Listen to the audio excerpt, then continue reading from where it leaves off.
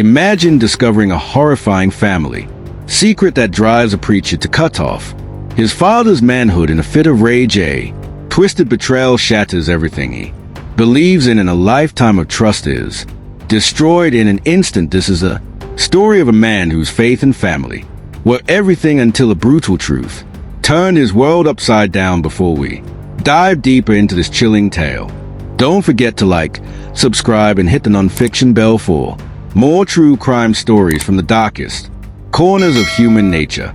Pastor Elijah King 42 was the embodiment of devotion in his Florida community, known for his fiery sermons on faith, family, and moral values. Elijah's ministry drew hundreds of followers who saw him as a beacon of righteousness. His dedication to his church and his family earned him admiration, with many viewing him as a living example of the virtues he preached. Sarah King 38 was a perfect counterpart to Elijah, graceful and composed. He balanced her roles as a preacher's wife and the dedicated mother of their 5 children: Esther 16, Elijah Jr. 14, John 12, Sophia 9, and Micah 6.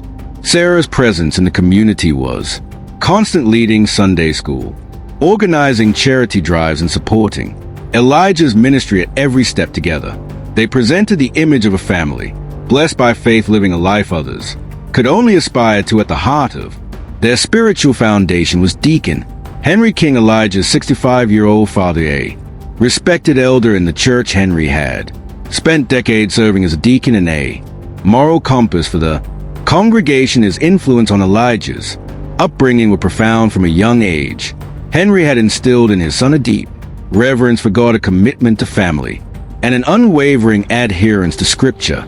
Elijah often credited his father during sermons, praising him as the rock upon which their family had been built. The King household was vibrant with activity. Esther 16 was thoughtful and academically driven, often helping with church youth programs. Elijah Jr. 14 was reserved but attentive, always eager to lend a hand during church services. John 12 was a family's curious and playful spirit, while Sophie 9 was known for her sensitivity and eagerness to please the youngest. Micah 6 was a light to the family, duped on by everyone and blissfully unaware of life's complexities. Sunday dinners at Henry's home were a cherished family tradition. These gatherings often began with scripture readings and heartfelt prayers led by Henry himself, followed by lively discussions about the church and community. For Elijah, these moments were a source of pride, a symbol of the strong bond that connected the King family and their shared dedication to their faith. One evening at dinner, the King family sat gathered around their oak dining table, enjoying a rare moment of laughter and togetherness. Esther, their eldest at 16, spoke up with excitement in her voice.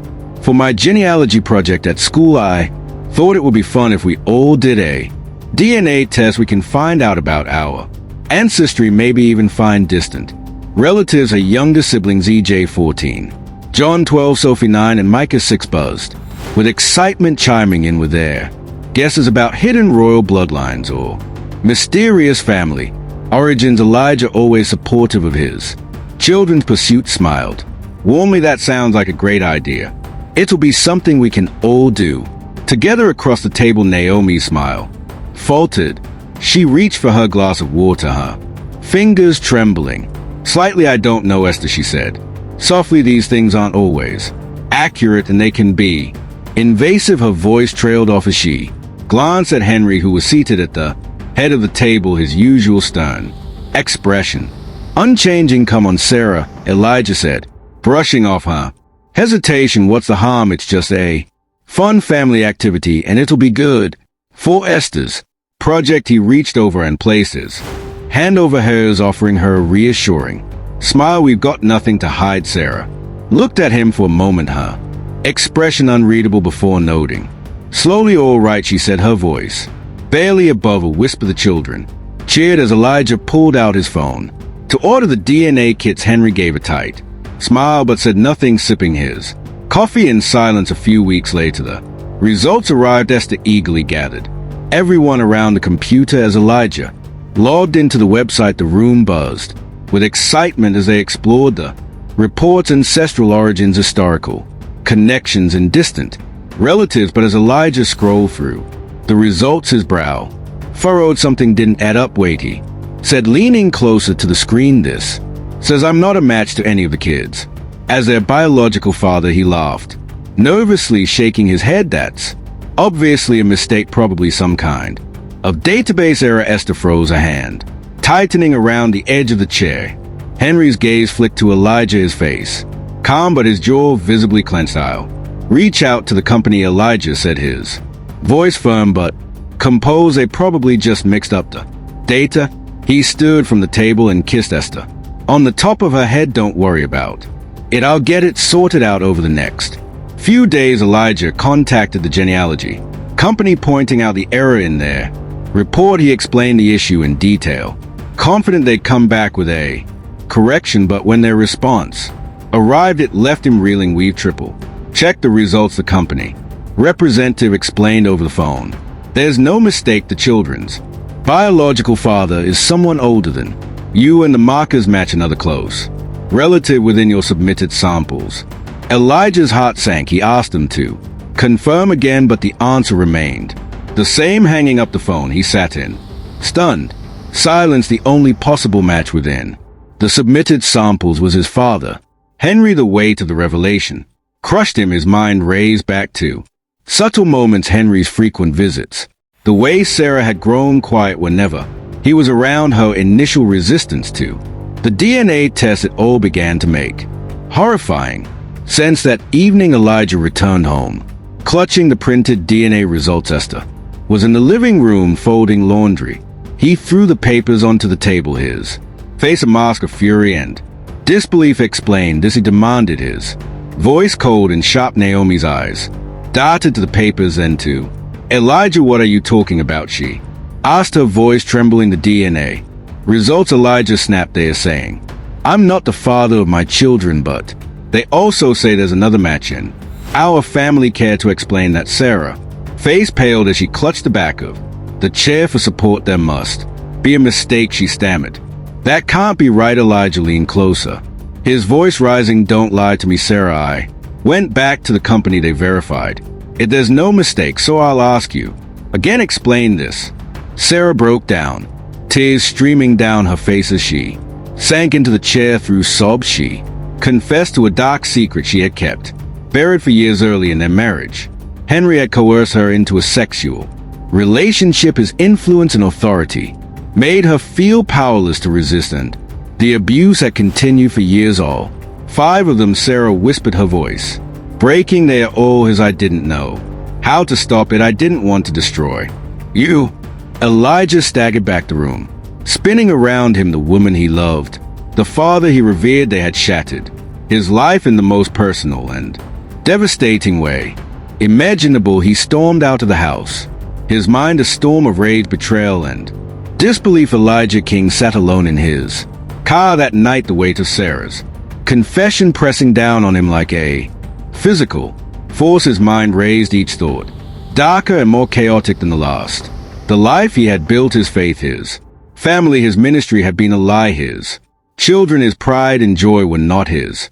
His wife, the woman he had trusted above all, had been trapped in a horrifying secret. And his father, the man who had raised him, guided him, and taught him to lie by God's word, was a monster. The emotions came in waves, sharp pain, disbelief, then anger so blinding it took his breath away. Elijah gripped the steering wheel until his knuckles turned white. Tears streamed down his face as he shouted into the empty car, why, how could they do this to me? He slammed his fists against the dashboard, the frustration boiling over. He drove aimlessly for hours, the streets of his quiet Florida town empty under the moonlight. Memories of family dinner, sermons about forgiveness, and the moments he thought defined his perfect life flooded his mind, now tinged with betrayal. Everywhere he turned in his thoughts, he was met with lies. As dawn broke, Elijah found himself parked at the edge of a lake, staring out at the water.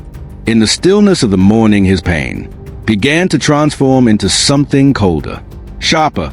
Vengeance of betrayal was too great to forgive, the wounds too deep to heal. In his mind, there was only one way to bring justice to the situation his father and his wife needed to pay for what they had done. Elijah began to plan the clarity of his thoughts, startling him. He had spent years preaching forgiveness, but forgiveness was no longer an option.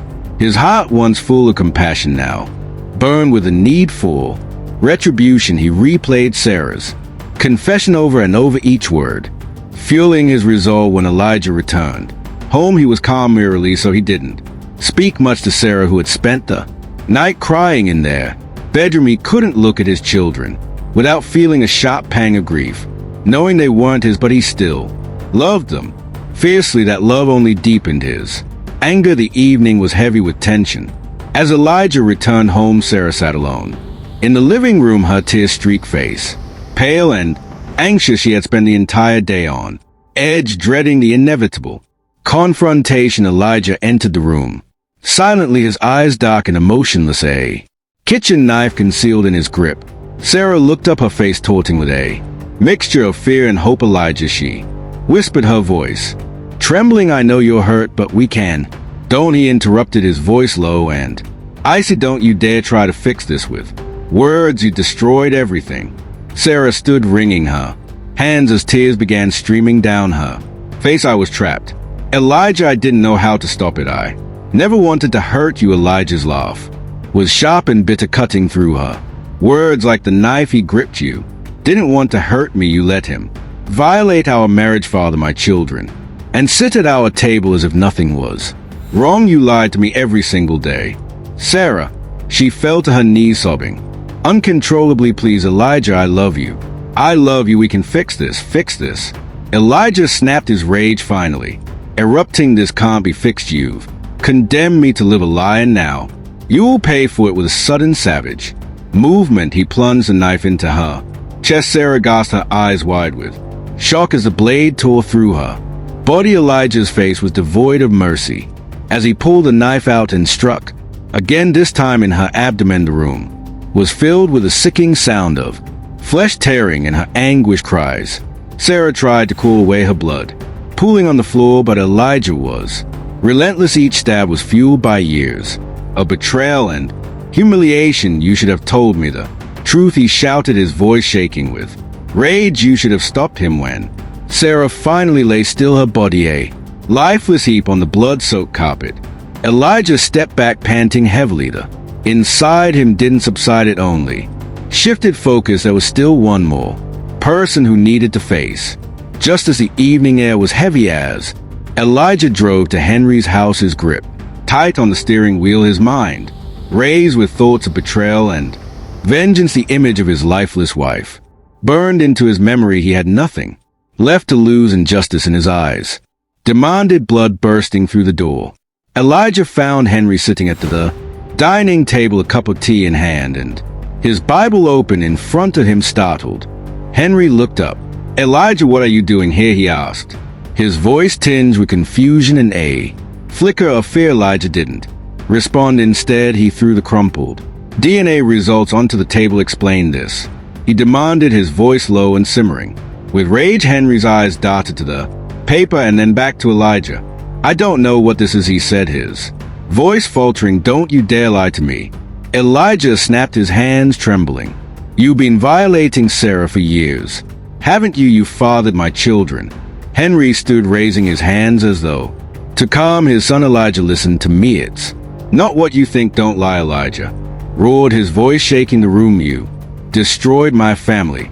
You're a monster. Before Henry could speak again, Elijah lunged forward, plunging the knife into his father's side. Henry cried out, stumbling backward and clutching at the wound. Blood seeped through his shirt as he tried to steady himself, but Elijah didn't stop. With savage precision, Elijah stabbed him again and again, each thrust driven by years of pent-up rage. Henry collapsed to the floor, writhing in pain, his strength draining rapidly. You deserve to feel the pain you inflicted on me, Elijah growled. Standing over his father, Henry tried to crawl away, his breath coming in short, desperate gasps, but his body was too weak to respond. Elijah knelt beside him, his voice cold and steady. This is for Sarah. This is for the years of lies. This is for my children. Gripping the knife tightly, Elijah began the gruesome act of cutting off Henry's Manhood Henry's screams of agony filled the room, his body convulsing as blood pulled beneath him. Elijah's expression was stone cold, his focus unwavering as he carried out his grotesque retribution. The pain proved too much for Henry. His screams weakened his body. Trembling violently before going limp, he exhaled one final ragged breath and then was silent. Elijah dropped the knife, now slick with blood, and stumbled back, his chest heaving, the room reek of iron and death, the echoes of Henry's torment still ringing in his ears. For a moment, he stood there staring at the lifeless body of the man he had once called his father, but there was no relief, no satisfaction, only a hollow emptiness where his faith and family had once been. Elijah walked out of the house, his clothes soaked in blood. Then he sat on the front porch. The quiet neighborhood erupted in CA when police arrived at Henry's house, responding to frantic call from neighbors who had heard horrifying screams and crashing noises. The officers, weapons drawn, approached cautiously, expecting resistance. Instead, they found Elijah sitting on Henry's front porch, drenched in blood, his Bible resting in his lap. Elijah's demeanor was chillingly calm. He looked up at the officers as they approached, his expression unreadable. "It's done," he said simply, raising his hands in surrender. "God's justice has been served." The officers quickly handcuffed him, their unease palpable as Elijah was led to the patrol car. One officer cautiously ventured inside the house. What they discovered was beyond words, a scene of unimaginable violence. Henry's body lay in a grotesque state, his chest riddled with stab wounds and his manhood cut severed. The pool of blood and the signs of struggle spoke volumes about the brutality of the act. As they placed Elijah into the backseat of the car, he turned to one of the officers. His voice was steady, almost casual. "Sarah," he said, "you'll find her at our house. She betrayed me too." The officers exchanged shocked glances, realizing the full scale of the horrors they were dealing with. Rushing to Elijah's home, they found Naomi exactly as Elijah had described. Her dismembered body lay in the living room, her remains scattered in a gruesome display of rage and methodical violence. Back at the station, Elijah provided a chillingly detailed confession, his voice devoid of emotion. "She lied to me for years," he said of Sarah, "my father. He ruined everything I believed, and they had to face the consequences." His calm recounting of the murders stunned the investigators. When pressed on his actions, Elijah simply replied, "They destroyed our family. I just finished what they started." The dual crime scenes, the sheer brutality of the murders, and Elijah's cold composure sent shockwaves through the community. Their once revered preacher had become a figure of terror, leaving a devastating legacy of violence and betrayal in his wake. Elijah's trial drew national attention, a horrifying tale about betrayal, rage, and gruesome vengeance that captivated the public. The courtroom was packed with journalists, onlookers, and members of Elijah's former congregation, all eager to see how the justice system would handle the preacher turned murderer. The defense painted Elijah as a man driven to madness by unimaginable betrayal. They called on psychologists to testify about the trauma he endured upon learning the truth about his children's parentage and his father's abuse of Sarah. They described his actions as those of a man pushed past the limits of human endurance. The prosecution, however, focused on the premeditated and brutal nature of the murders, particularly the gruesome mutilation of his father. Prosecutors argued that while the betrayal he suffered was extreme, it could not justify the sheer violence of his actions. The judge deliberated for several days, weighing the horrific circumstances against the brutality of Elijah's crimes. In the end, they returned with a verdict of guilty on 2 counts of first-degree murder. The judge, acknowledging the complexity of the case but bound by the law, sentenced Elijah to life in prison without the possibility of parole. Elijah's children, now orphans, were separated and placed in foster care, each struggling to come to terms with the horrific truths about their family. The once admired King family became a haunting cautionary tale, a stark reminder of how hidden secrets and betrayal can tear even the most devout lives apart. As Elijah was led out of the courtroom in shackles, he carried his Bible tightly in hand, muttering prayers to a God he believed had guided his actions. To the public, he became a symbol of the destructive power of secrets, and Rage, a tragic figure who lost everything in his quest for justice. Elijah King's descent from a pillar of faith to a figure of horror serves as a chilling testament to the destructive power of secrets and betrayal. This tale reminds us that even the most revered individuals are not immune to the chaos hidden truths can unleash. Do you believe Elijah's actions were the inevitable result of betrayal, or did he cross a line no amount of pain can justify? If the story left you questioning everything, don't forget to like and subscribe for more true crime cases that unravel the darkest sides of humanity.